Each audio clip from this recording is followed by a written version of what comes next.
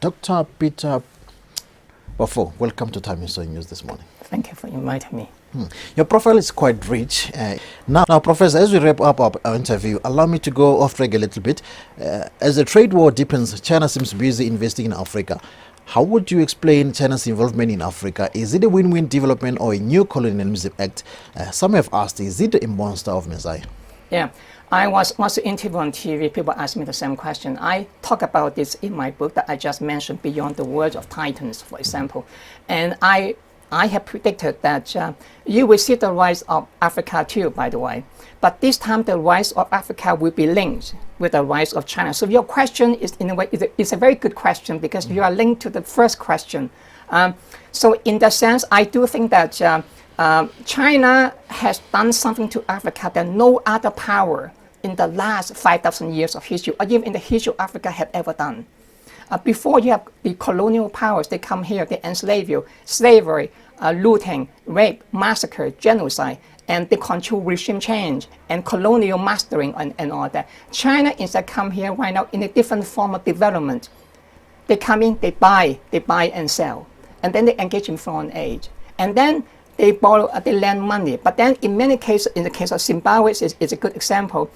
Each time when the debt is supposed to pay, they ask for debt cancellation. So in many cases, China has doing all this kind of infrastructure, hard infrastructure, soft infrastructure. In the end, they engage in foreign aid or you have debt cancellation. In some of the cases, they will pay back to the private companies. So look at all these benefits. The economic growth rate of Africa right now is higher than before. So my prediction is that in the next few decades, you will see more and more like that. A major reason for that is because of China. Why? Because what is happening now is that China is becoming the world's growth engine.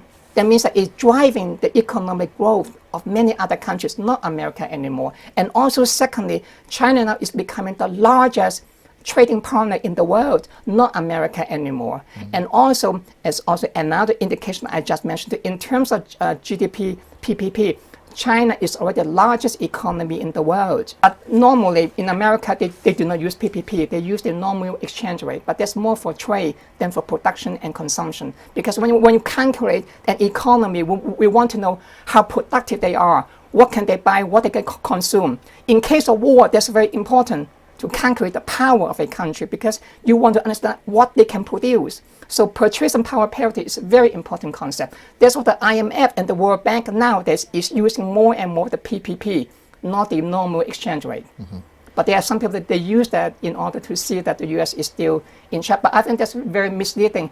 I'm a professor, I'm a scholar, so my job is to understand the reality like that, is to criticize if I see something is wrong about the analysis. So in that case, I think that's good. You talk about the colonial one.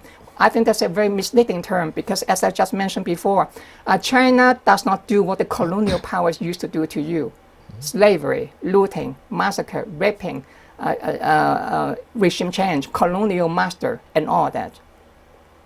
China, the official policy is non-intervention.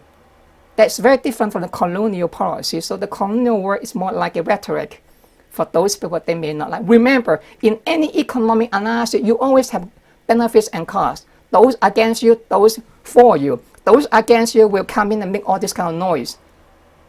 That's life. Cost, benefit is always there. Your enemies and your friends. The same thing in economics. In any economic analysis, you always have people on one side and people on the other side. They always compete. And on the other side, they will yell and shout and make all this kind of rhetoric. But look at the analysis, balance them, and that is the cost-benefit analysis over here. Professor, thank you for your time on the Thahameso program this morning. Okay, thank you. Okay.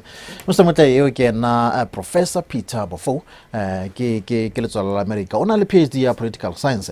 O rutile dikolong tse kgolo tse mmalwa Europe, Middle East le America. Mme o na le mangolo a degree a fetang 5. Mme o ngotse dibuka tse ka bang 150 a metso e mmedi. Ha re matha re titi re fetela ka lefapheng la dipapadi.